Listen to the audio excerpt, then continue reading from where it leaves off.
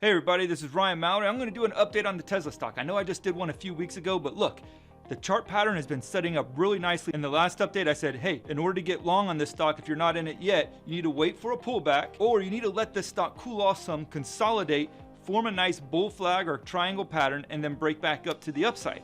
Well, it's doing the latter right now. It's consolidating in a nice triangle pattern, and it's setting up for a possible move to the upside. How high does it go? I don't know. Like any stock right now, you got Apple going from $1 to $2 trillion in about 4 months. So to put expectations on Tesla for how high it could go is a little bit premature. But even if it just retests the previous highs at 1800, it still sets up as a nice risk-reward opportunity. So let's get into that right now. Now check out the triangle pattern. Let's focus on that first, because you have a triangle pattern that goes back to the beginning of July, and it's very symmetrical. It's a continuation triangle pattern because it doesn't represent a huge portion of the previous trend line. It sets up as a potential move higher. Now, where do you get long at? I think once it breaks out of the triangle to the upside, that's going to be around 1546. That's where I'd want to get long at. And then I want to put a stop loss below the July 31st lows at around 1419. Now, why that's important is because it breaks a previous low and it would be breaking the triangle to the downside. Two good signs that tells you, okay, time to get out of this stock. But as long as it doesn't do that and it can break out of that 1547, there's a potential at least for $1,800 on this stock and about $250 of upside to 1800. So that gives you close to about a 2-to-1 return for the amount that you're risking. It's not incredible, but that's just assuming that it only goes up to 1800. Likely, if it can get the momentum like it had earlier in July and in late June, this stock will go a lot higher and probably test 2000. But if you want to use a little bit of a wider stop loss, you can use the lows from July 24th, which would be about $1,365 a share. Now, that's not my preferred reward to risk. I want to try to play as much off of that 1800 reward target with a tighter stop loss at the 1419 area that I mentioned earlier. But if you think that it's going to go much higher than the 1800 and beyond 2000, maybe even 3000, then the 1366 might be a more logical stop loss to give you a little bit more wiggle room on the trade. The one thing that has me a little bit concerned about Tesla right now is the fact that it's done so well holding the 20-day moving average going back to mid-April. Every time it tested it, it bounced. This time it's starting to drift below, and that does give me a little bit of a pause. So let's look at the worst case scenarios here. Let's say it breaks down and below the triangle pattern that I just outlined. Where do we go from there? The first target's going to be the rising trend line off of the March lows. If that gets tested, it's going to be somewhere around that 1220 level. That's where I'd want to get long at. Honestly, that'd be a great setup right there. I'd probably like that more than getting long at 1546. It would relieve some of the overbought conditions a little bit more and give us a better trading opportunity for a bigger bounce and a bigger reward to the risk that we're taking on. Now you have another scenario with Tesla, and that's this huge support level going all the way back to January of this year. If you have a break of that trend line and it pulls back to this support level, that would be another area that you can target for an entry. All of this depends on your tolerance for risk.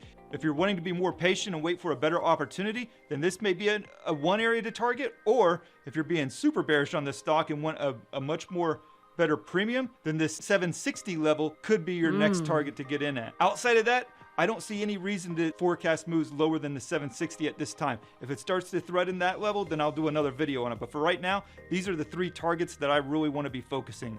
You have the continuation triangle, then you have the trend line, and then you have the two support levels that it previously broke out on. Let's look at the weekly chart here because it has gone parabolic until the last 4 weeks here. Over the last month, it has consolidated. It's consolidated well around the 5-week moving average. That's a good sign because right there you can even see the triangle pattern that I mentioned on the daily chart.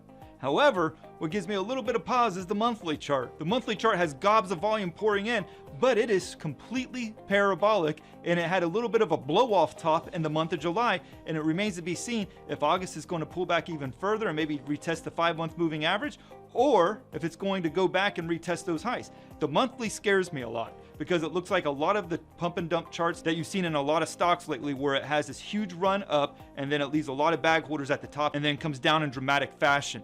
We want to try to avoid that. So keep the monthly chart in the back of your mind. Know that you got to use a stop loss on this chart. I know some of you guys will give me some hate over saying that. That's fine. You can go ahead and put that in the comments, but I see Tesla right now as more of a trade than an investment. An investment for me in Tesla would probably be around $600 or $700 a share.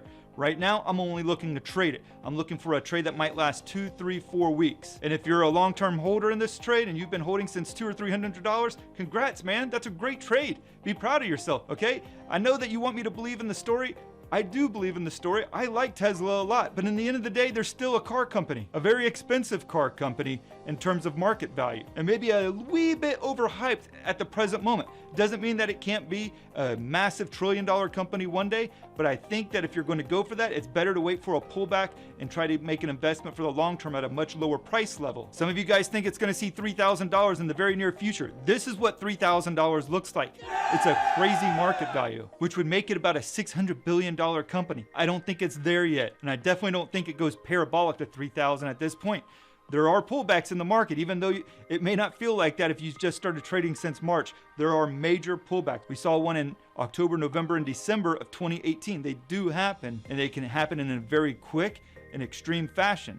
Remember, this stock was trading at $1,000 back in February, and it came all the way back down to $300 or $400. The market can do whatever it wants. If you're thinking to yourself, oh, Tesla's never going to see those prices again, that's wrong. Microsoft in 1999 and 2000, it went up to around $54 a share. It pulled back to around $13, $14 a share. That is a huge move. And if this is a bubble that we're in, and I kind of do think that we are in that, then there's going to be cheaper prices regardless of how good your technology is, how good your company is. So for now, I'm treating Tesla like a trade, not an investment. How about Nikola, NKLA? Is this one to get into? I don't think so. Guys, the thing has like revenues of $36,000, and about a month ago it was more valuable than Ford. Wrap your head around that. It's not worth that. I make more money than Nikola, and I'm not worth $14 billion. Now look at the absurdity here on Nikola on the monthly chart. It goes all the way up to $95, pulls back to $34, $35. Guys, you got to be very careful with this kind of trade here because you can lose a lot very fast. And it wouldn't surprise me to see this stock pull back into the 10s and 15s. Remember Virgin Galactic, SPCE? The thing went all the way up to 42 from like 19. I got long on it, made it like 76% off of the trade. But it came back all the way down to $8 almost a share. NKLA could see something very similar to that still, where it goes from 95 back down to $15, $20 where it started from. NIO, this is another monthly chart. It's kind of getting crazy there out there with these stocks. Going from $3 up to $16 at one point before pulling back to $13.80. Look at the weekly, still very parabolic. Daily looks a little bit better. You have a little bit of that consolidation that Tesla has. However, if you're going to get into one, get into Tesla. The risk is easier to manage on Tesla than NIO.